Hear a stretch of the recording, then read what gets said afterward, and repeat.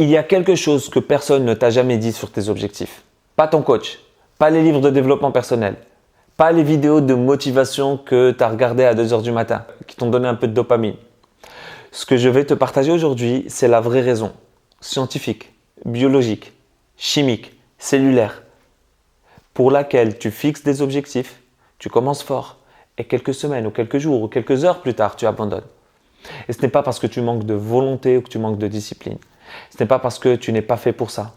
C'est parce que ton cerveau est littéralement fait pour travailler contre toi. Et il y a une raison précise à ça. Reste là parce que je vais te montrer quelque chose qui va changer ta façon de voir tes objectifs pour toujours. Et ça commence par une question.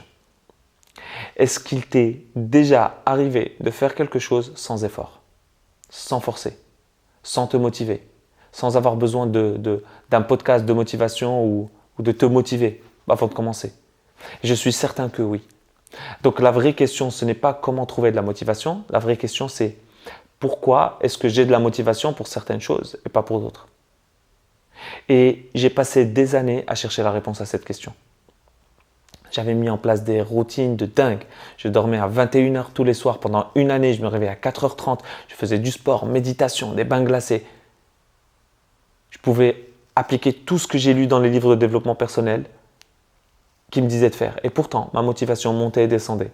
Je tombais malade. Je n'atteignais pas mes objectifs.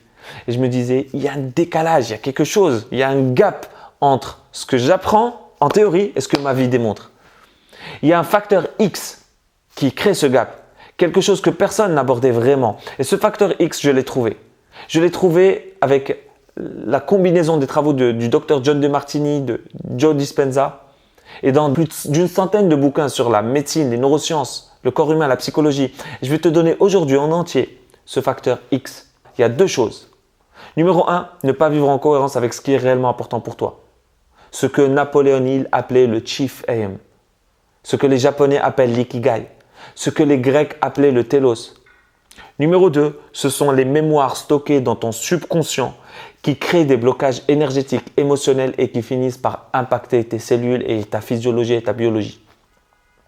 Voilà les 2 facteurs. Et on va rentrer dedans en profondeur. C'est parti.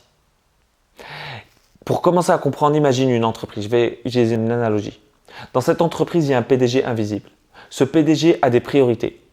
Et il va toujours allouer les ressources, le temps, l'énergie, l'attention en fonction de ses priorités. Dans cet ordre-là. Toujours, ce PDG, c'est ton système de PM. Ta hiérarchie de ce qui est le plus important pour toi au moins important. Et voici le problème. Dans 99% des cas, tu ne sais pas quelle est ta hiérarchie. Tu penses que ton objectif numéro 1, c'est de lancer une entreprise, perdre du poids, faire du sport. Mais en réalité, en haut de ta hiérarchie, il y a peut-être ne pas prendre de risques, me sécuriser, éviter le jugement des autres.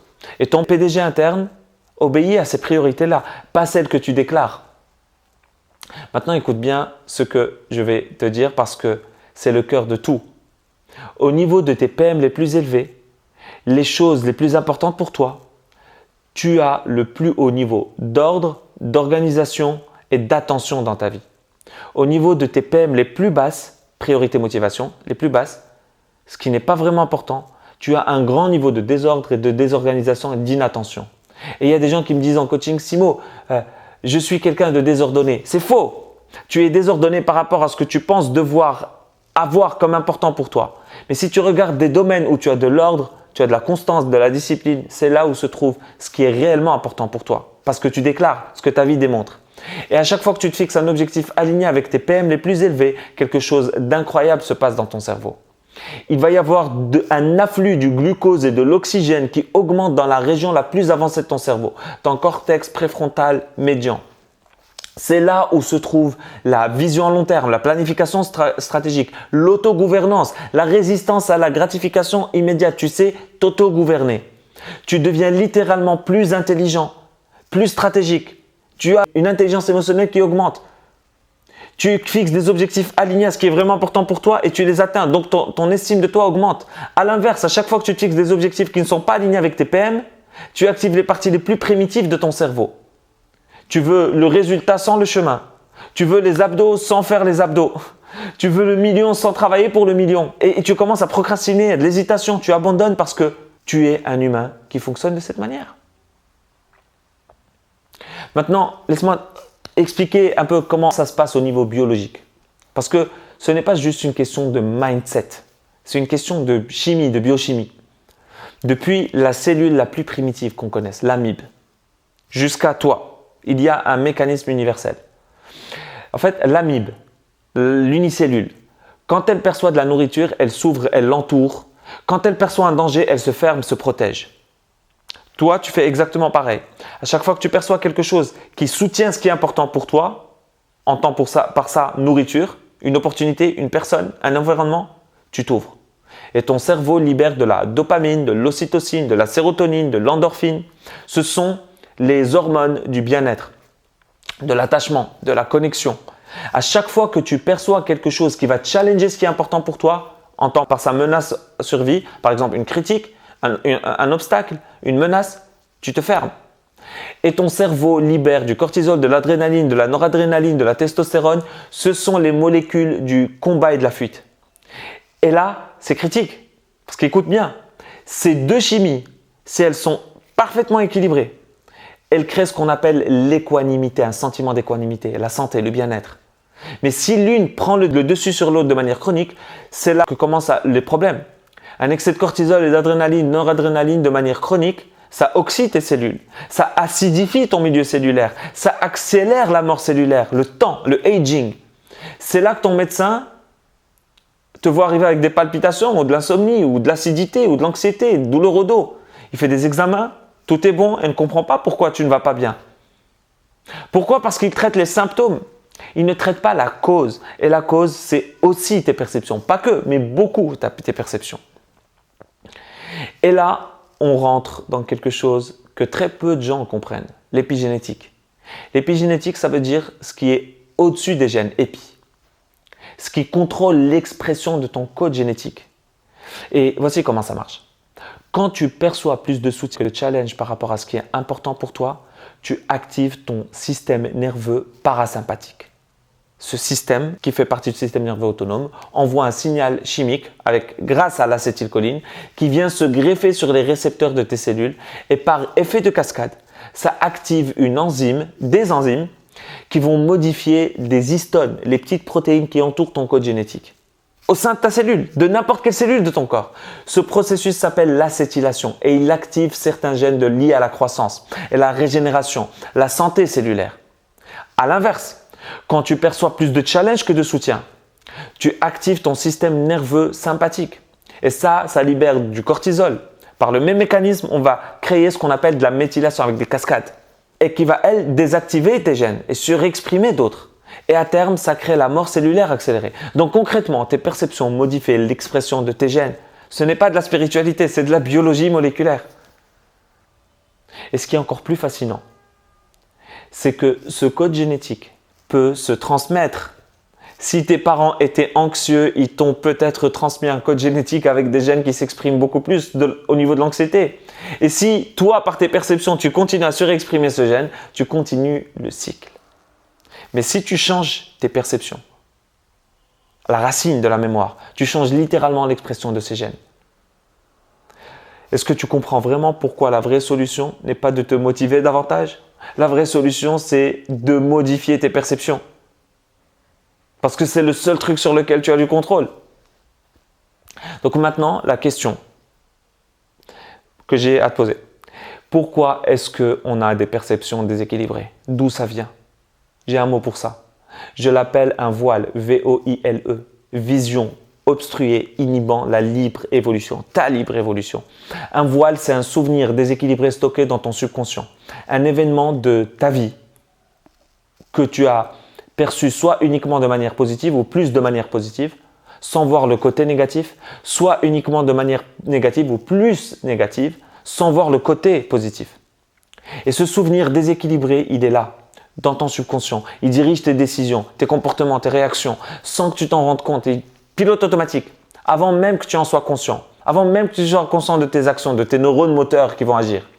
Il va créer des symptômes dans ton corps pour essayer de te réveiller, pour te dire « Hey, tu as une vision obstruée là. Il y a quelque chose à rééquilibrer. C'est pour ça que quelqu'un peut faire de la sophrologie, de l'hypnose, du sport et de la méditation et ne pas s'en sortir. Parce que ces méthodes ne sont pas utiles si elles ne traitent pas la racine. Elles le sont, mais elles traitent le symptôme, pas la cause. Elles rééquilibrent ton système nerveux temporairement, mais dès que la mémoire est réactivée, le déséquilibre revient. Le seul moyen de te libérer de façon durable, c'est de rééquilibrer ta perception elle-même, la perception racine. Et ça, tu as du pouvoir dessus. Dans la vie, tu ne maîtrises que tes perceptions, décisions et actions. Donc, qu'est-ce qu'on fait concrètement avec tout ça? Il y a 3 choses. La première, découvre ce qui est réellement en haut de ta hiérarchie. J'ai fait plein de vidéos là-dessus, va voir ma chaîne, ton télos. Ce n'est pas ce que tu dis vouloir, c'est ce que ta vie démontre. Regarde où tu mets ton énergie, ton argent, ton attention spontanément. Là où tu es le plus organisé sans effort. Là où tu passes du temps sans que tu le vois le temps passer. C'est là où se trouve ton télos. La deuxième chose, aligne tes objectifs à ce télos, pas l'inverse. C'est là que tu vas avoir l'afflux sanguin dans ton cortex préfrontal. C'est là que tu vas avoir une discipline naturelle, que l'action devient fluide, que tu n'as plus besoin de te motiver. Troisième chose, libère tes voiles, les mémoires déséquilibrées qui sont stockées dans ton subconscient et qui créent des boucles biochimiques qui oxydent tes cellules et qui sabotent tes objectifs. Pour ça, il y a de la pratique. Je donne des séminaires régulièrement. Si tu veux t'inscrire, commente séminaire et je t'envoie les liens. Et apprends à voir les 2 côtés de chaque événement de ta vie que tu as jugé, positivement ou négativement. Parce qu'à chaque fois que tu vois où est l'ordre caché derrière le chaos apparent et le chaos caché derrière l'ordre apparent, tu rééquilibres une perception. Tu dissous un voile et ce n'est pas de la pensée positive. Ce n'est pas aller chercher le positif dans les choses. C'est aller voir la réalité dans sa complétude. C'est l'amour, la synthèse et la synchronicité des opposés complémentaires. Synchronicité, soutien et challenge en même degré. C'est là que l'équanimité, c'est là où il y a la santé. C'est là qu'il y a ce que j'appelle le vrai amour, pas l'attachement positif, mais la capacité à embrasser les 2 côtés de la réalité au même degré. Et c'est le plus grand des guérisseurs, l'amour. Donc, récapitulons tout ce qu'on a vu aujourd'hui. 1, tu as un système de PM, de priorité motivation hiérarchisée et ton cerveau alloue toutes les ressources que tu as selon cette hiérarchie, pas selon les objectifs que tu déclares. 2, quand ton objectif est aligné à tes PM les plus élevés, tu actives le cortex préfrontal, tu libères une biochimie du bien-être et de croissance. Quand il n'est pas activé, tu actives les parties primitives et tu libères du cortisol et excites tes cellules quand c'est fait en excès. 3, tes perceptions modifient ton épigénétique. Tes jugements positifs et tes jugements négatifs, le jugement, sont déséquilibrés et créent des voiles VOILE subconscients qui dirigent la physiologie et créent des symptômes. 4, la solution n'est pas la volonté ou plus de discipline, c'est l'alignement à ton télos et la libération de tes voiles. Si cette vidéo t'a apporté quelque chose, partage-la à quelqu'un qui a besoin d'entendre ça. Commente en dessous avec le mot qui décrit le plus grand obstacle que tu rencontres en ce moment sur tes objectifs. Je lis tous les commentaires. Si tu veux aller plus loin, comprendre comment identifier ton télos, libérer tes voiles, tes VOILE concrètement, j'ai préparé une méthode simple que je t'envoie directement. Commente alignement dessous et je te la partage. Abonne-toi, active la cloche, comme ça tu reçois les prochaines vidéos et je vais te montrer quelque chose de plus surprenant sur les prochaines vidéos. Par exemple, comment la biochimie de l'amour impacte directement la santé de tes cellules et pourquoi les gens qui se mettent en couple de manière non alignée créent littéralement des maladies. Tu ne veux pas rater ça et je te dis à bientôt. Prends soin de toi. Ciao, ciao.